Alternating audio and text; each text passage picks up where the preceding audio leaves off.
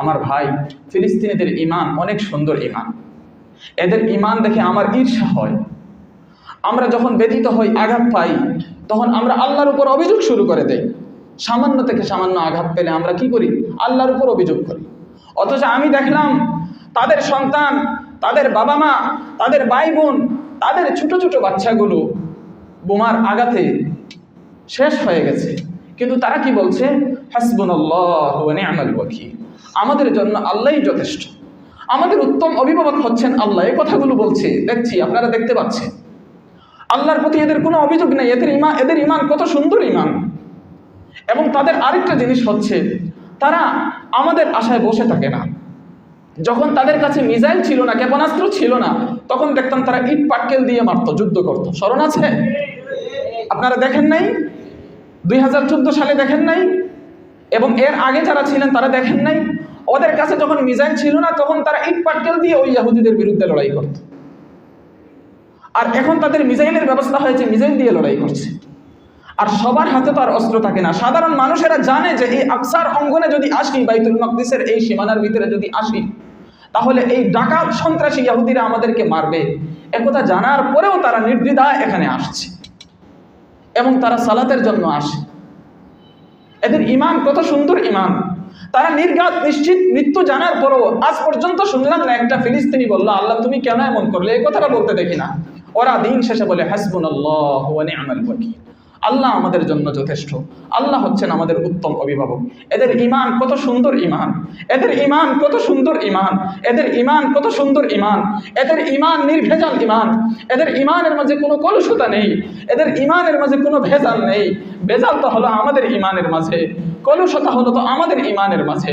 আল্লাহ রাব্বুল আলামিন সেই মাজলুমদের সহযোগী হওয়ার আমাদেরকে তৌফিক দান করুন এবং এদের ঈমানের যে আলো, সেই আলোটা পৃথিবীর দিক দিগন্তে ছড়িয়ে পড়ুক এবং সমস্ত মুসলমানেরা এদের ঈমানের আলোর ছোঁয়া পেয়ে, এদের ঈমানের আলো দ্বারা আলোকিত হয়ে এক কাতারে যেন দাঁড়াতে পারে। আল্লাহ তাআলা সেই তৌফিক দান করুন। আমার প্রিয় ভাইয়েরা, আজ সমকালীন একটা বিষয় নিয়ে সংক্ষিপ্ত কিছু আলোচনা করব। অতীতেও আলোচনা করেছি, মনোযোগ দিয়ে শুনবেন। সেটা হলো, মাজলুম যেই হোক, সেটা হোক ফিলিস্তিন, হোক সেটা মিয়ানমার, হোক আরাকান, হোক চীন, হোক আমার দেশ বাংলাদেশ, মাতৃভূমি বাংলাদেশ,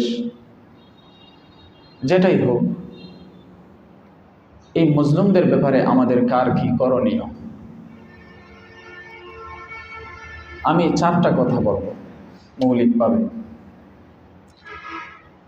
প্রথম কথা হচ্ছে, ফিলিস্তিন এটা পবিত্র ভূমি, বাইতুল মাকদিস প্রথম কিবলা, সম্মানিত ভূমি, নবীদের ভূমি। আমি ব্যথিত হৃদয়ে উপস্থাপন করছি। আমরা সকলে মজলুমদের জন্য দোয়া করি, তাদের জন্য ভাবি, তাদের জন্য ফিকির করি।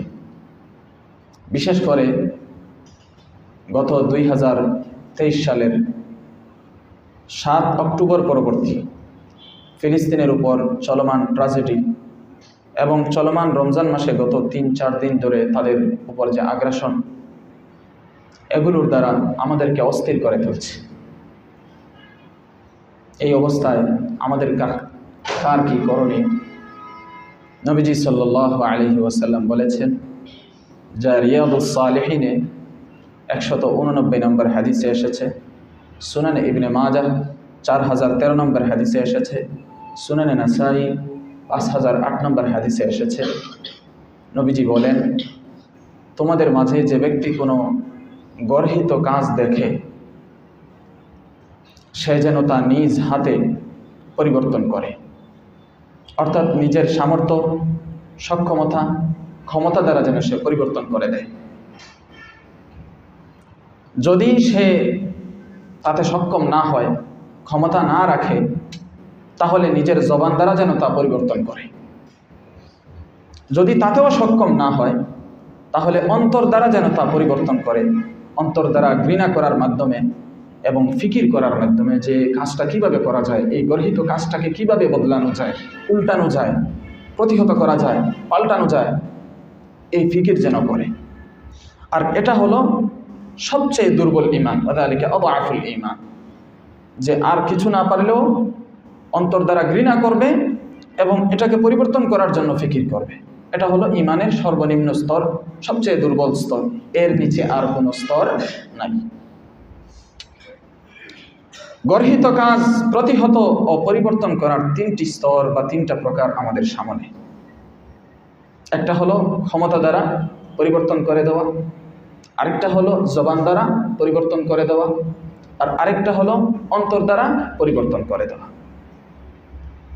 এই হাদিস অনুযায়ী প্রথম প্রকারের দায়িত্ব কে বহন করতে সক্ষম, কে দ্বিতীয় প্রকারের দায়িত্ব বহন করবে, কে তৃতীয় প্রকার বা তৃতীয় স্তরে থাকবেন, আমাদের যতটুকু বুঝে আসে তা হলো প্রথম প্রকারের দায়িত্ব মুসলিম সরকারদের এবং তাদের অধীনস্থ সেনাবাহিনীদের। কথা কি বুঝাইতে পারছি? প্রথম স্তর হলো কাদের? মুসলিম সরকারদের এবং মুসলিম সেনাবাহিনীদের এবং সমর শক্তিওয়ালাদের, যাদের সমর সক্ষমতা আছে, যুদ্ধবিদ্যায় পারদর্শী এবং যুদ্ধাস্ত্রগুলো পরিচালনা করতে সক্ষম এবং মিলিটারি সব ব্যবস্থাপনা যাদের নিয়ন্ত্রণে রয়েছে, তাদের কাজ হলো ক্ষমতা ব্যবহার করে গর্হিত কাজটাকে প্রতিহত করা, যতটুকু প্রয়োগ করতে হয় ততটুকু। দ্বিতীয় প্রকার হলো জবান দ্বারা পরিবর্তন করা। আমরা যা বুঝি সেটা হলো আমাদের মুসলিম স্কলারদের, উলামাদের, আলিমদের, মুসলিম অন্যান্য নেতাদের কাজ হলো জবান দ্বারা কি করা?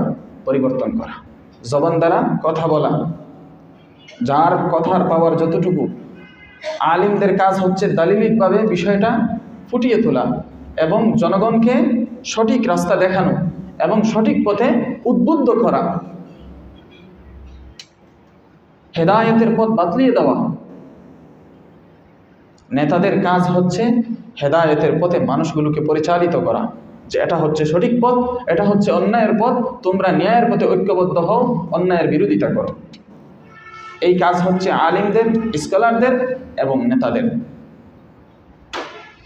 তৃতীয় প্রকার হলো যেটা অন্তর দ্বারা ঘৃণা করা এবং অন্তর দ্বারা ফিকির করা, যে এটা কিভাবে পরিবর্তন করা যায়।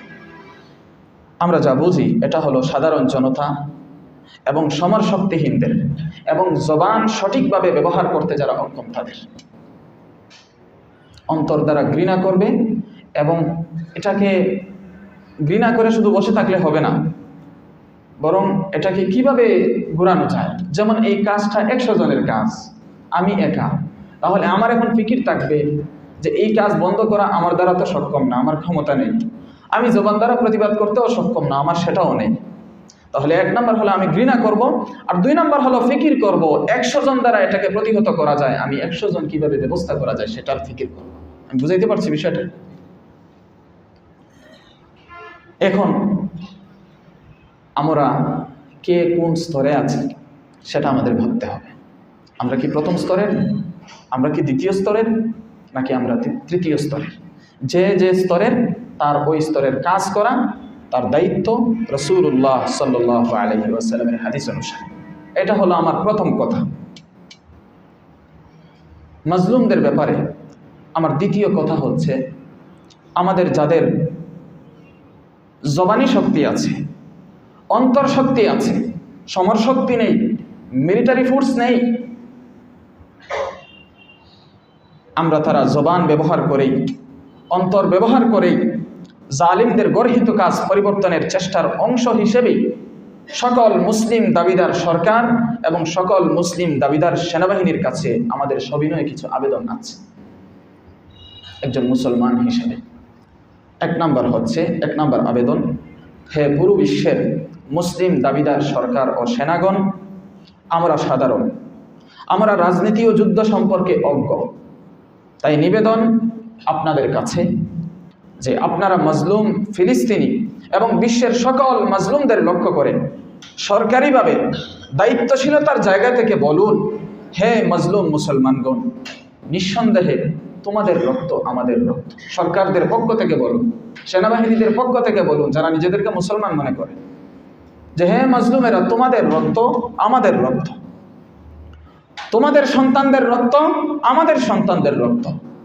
সুতরাং রক্তের বদলে রক্ত, ধ্বংসের বদলে ধ্বংস। রক্তের বদলে রক্ত নেওয়া হবে, ধ্বংসের বদলে ধ্বংস করা হবে, প্রতিশোধ নেওয়া হবে। এই আশ্বাস তাদেরকে দিন। আর আমরা মহান আল্লাহকে সাক্ষী রেখে বলছি, আমরা তোমাদেরকে, এই তোমাদের মজলুমদেরকে কখনো মুসলিম সরকারগুলো আমরা পরিত্যাগ করব না, তোমাদেরকে একা ছেড়ে দিব না, যতক্ষণ না বিজয় নিশ্চিত হয়েছে কিংবা রাসূল সাল্লাল্লাহু আলাইহি ওয়াসাল্লামের চাচা হামজা রাদিয়াল্লাহু আনহুর মতো আমরা শাহাদত বরণ করেছি। এই প্রতিশ্রুতি মুসলিম সরকার এবং সেনাবাহিনীদের পক্ষ থেকে মজলুমদেরকে, বিশেষ করে মজলুম ফিলিস্তিনিদেরকে এটা দেওয়া, এটা হলো আপনাদের ঈমানি দায়িত্ব, যদি আপনারা নিজেদেরকে মুসলমান বলে দাবি করেন। আর জেনে রাখবেন, ইসরায়েল হচ্ছে পশ্চিমাদের একটা সামরিক ঘাঁটি। এটা ইহুদিদের নিজস্ব কোনো রাষ্ট্র নয়। ইহুদিরা আমেরিকার গোলামি করতে বাধ্য। যদি মুসলমানদেরকে ইহুদিরা হত্যা না করে, তাহলে তাদের মালিক আমেরিকা তাদেরকে খাবার দিবে না। অপরদিকে মুসলিমদের রক্ত ঝরিয়ে বিশ্বে বদনাম এবং তিরস্কার ছাড়া এই ইহুদি জাতি তাদের ভাগ্যে আর কিছু জুটবেও না। কারণ কোরআনে লেখা আছে, দুরিবাত আলাইহিমুদ্দিল্লাতু ওয়াল মাসকানা, তাদের কপালে লাঞ্ছনা চাপিয়ে দেওয়া হয়েছে। তাদেরকে কোনো কালেই মানুষ পছন্দ করছে না। যখন থেকে মুহাম্মদ সাল্লাল্লাহু আলাইহি ওয়াসাল্লামকে অস্বীকার করেছে, তখন থেকে এই পর্যন্ত, এবং এর আগেও তারা তো নবীদের হত্যাকারী, কখনো পৃথিবীবাসীর কাছে তারা পছন্দনীয় ছিল না। হ্যাঁ, একটা সময় ছিল যতদিন তারা মূসা আলাইহিস সালামকে মেনে চলেছে।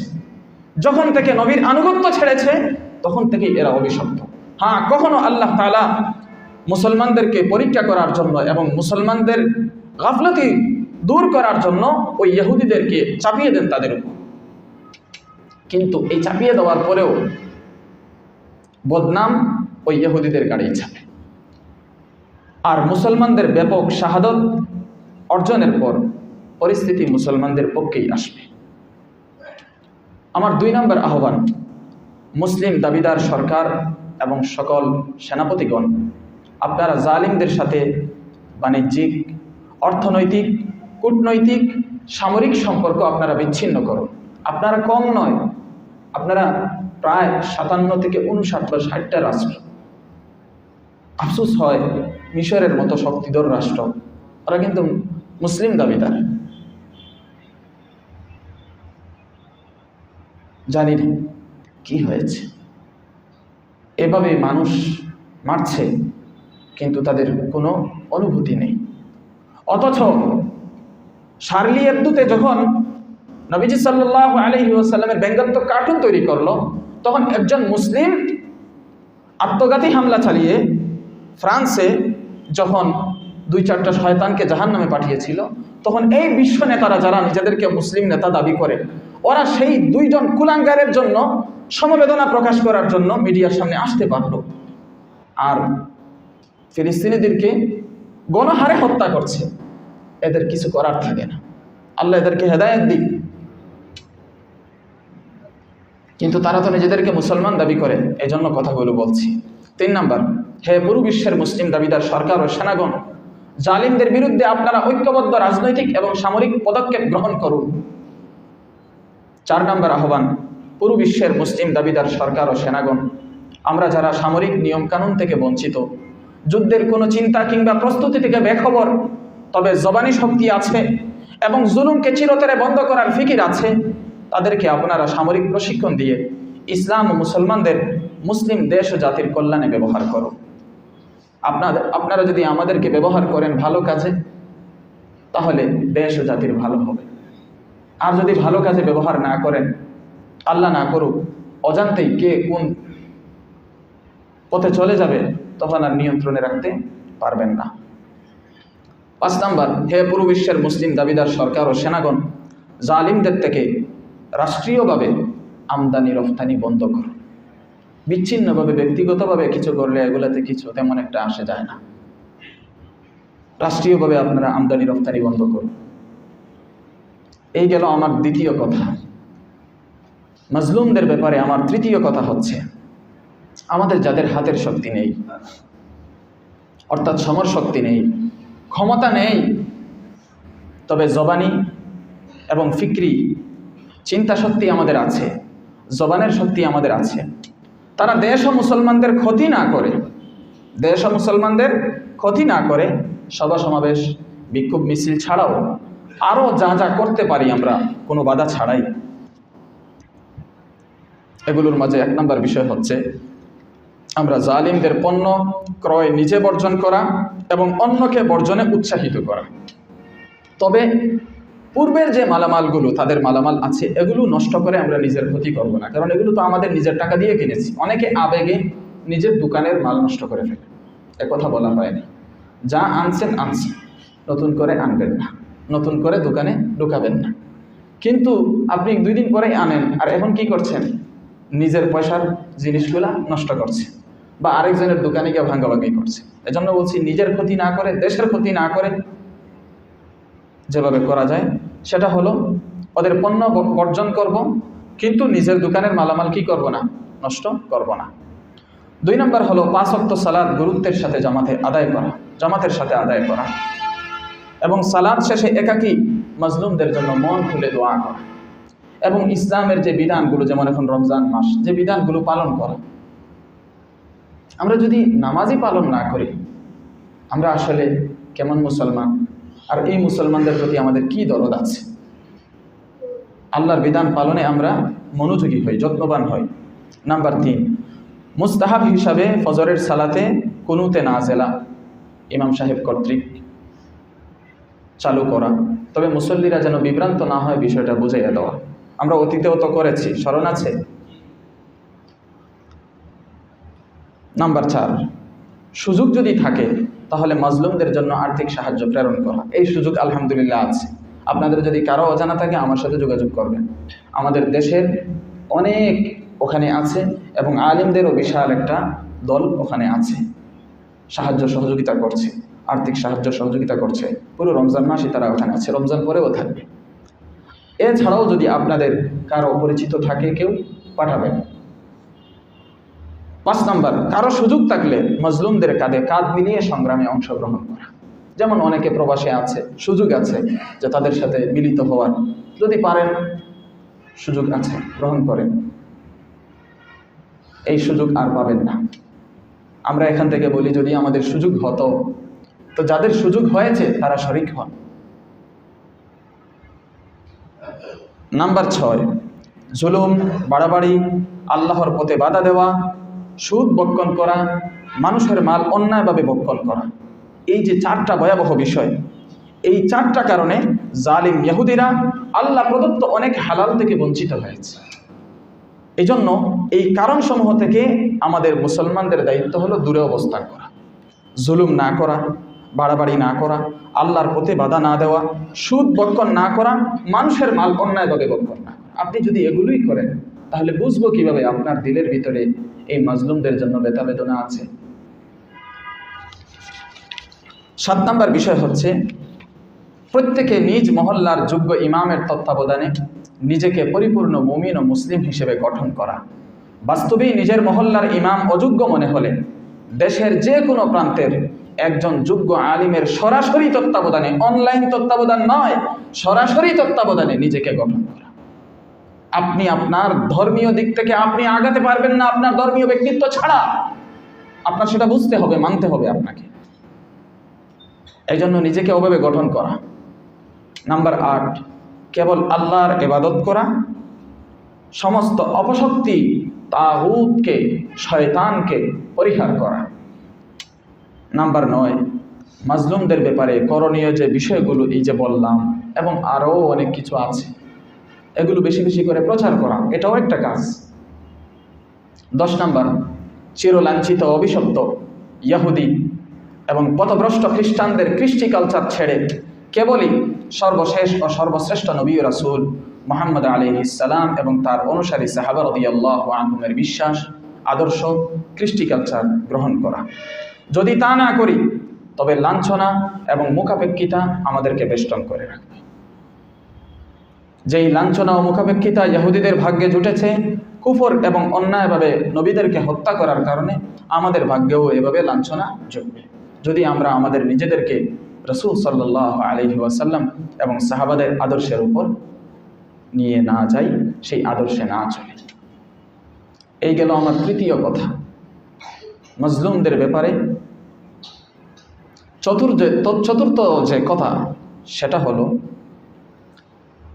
আমরা হযরত আবু বসির রাদিয়াল্লাহু আনহুর অনুসারী। নামটা স্মরণ রাখবেন। কার অনুসারী বলছি? আবু বসির রাদিয়াল্লাহু আনহুর অনুসারী। কথা যেন সকল পক্ষের স্মরণ থাকে। মুসলিমদের যে 57 থেকে 59 রাষ্ট্র আছে, যে বিশেষ করে সরকার যারা আছে, সরকার, সেনাবাহিনী, আপনাদের যেন একথা স্মরণ থাকে, মুসলমানেরা হচ্ছে আবু বসির রাদিয়াল্লাহু আনহুর অনুসারী। একথার অর্থ কি? একথার অর্থ আমি এখন বলবো না, শুধু নামটা মনে রাখবেন আর বিশ্বস্ত আগে নিজেকে বানাবেন, এরপর গিয়ে বিশ্বস্ত আলিমদেরকে বলবেন একথার অর্থ কি। আমরা তো মুহাম্মদ সাল্লাল্লাহু আলাইহি ওয়াসাল্লামের অনুসারী, তার সকল সাহাবাকেই তো আমরা অনুসরণ করি। বিশেষ করে উনার নাম নেওয়ার হেতুটাকে বলবেন, হিসাব পেয়ে যাবেন। শুধু এই কথা যেন প্রত্যেকটা সরকার এবং মিলিটারি ফোর্স স্মরণ রাখে, মুসলমানের প্রত্যেকটা সন্তান আবু বসির রাদিয়াল্লাহু আনহুর অনুসারী। যদি আপনারা সজাগ না হন, আমরা মুসলমানদের প্রত্যেকটা সন্তানকে আমরা আবু বসিরকে চিনিয়ে দেব এবং তারা আবু বসিরের পথে হাঁটা শুরু করবে, তখন আপনারা সামলাতে পারবেন। কথা বুঝছেন? নামটা স্মরণ রাখবেন, আমরা হচ্ছে আবু বসির রাদিয়াল্লাহু আনহুর অনুসারী। স্মরণ থাকবে? কি বলছি? আবু বসির। কি বলছি?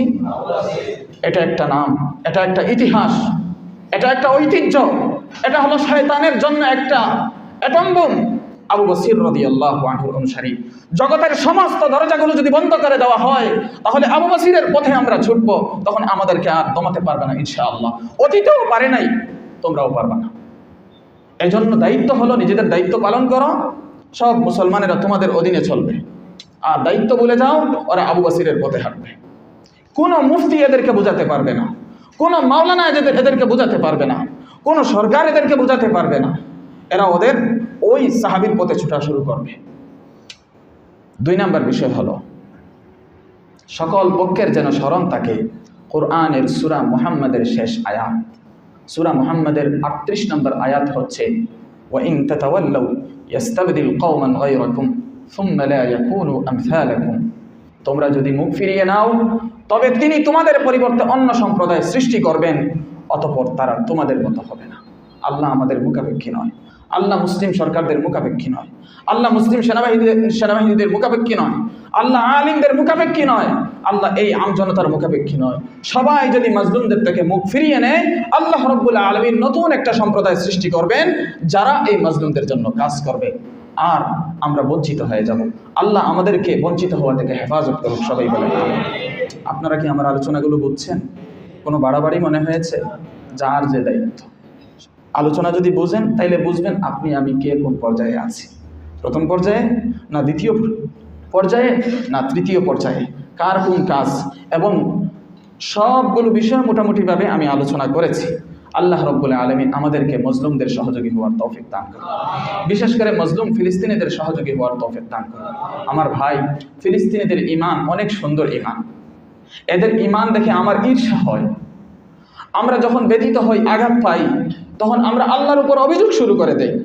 সামান্য থেকে সামান্য আঘাত পেলে আমরা কি করি? আল্লাহর উপর অভিযোগ করি।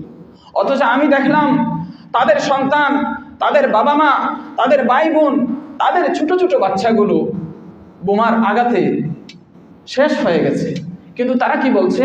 হাসবুনাল্লাহু ওয়া নি'মাল ওয়াকিল, আমাদের জন্য আল্লাহই যথেষ্ট, আমাদের উত্তম অভিভাবক হচ্ছেন আল্লাহ। এই কথাগুলো বলছে, দেখছি, আপনারা দেখতে পাচ্ছেন। আল্লাহর প্রতি এদের কোনো অভিযোগ নেই। এদের ঈমান কত সুন্দর ঈমান। এবং তাদের আরেকটা জিনিস হচ্ছে, তারা আমাদের আশায় বসে থাকে না।